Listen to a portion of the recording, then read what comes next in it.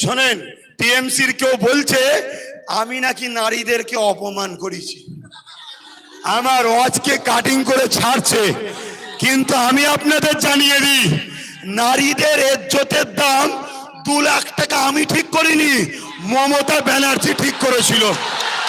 কিন্তু আমি কি বলেছিলাম, কেউ যদি নারীদের রেপ করে তার একটাই শাস্তি, ফাঁসি। ফাঁসি ফাঁসি চাইতো। মমতা ব্যানার্জি বলেছে 2 লাখ, আমি বলিনি।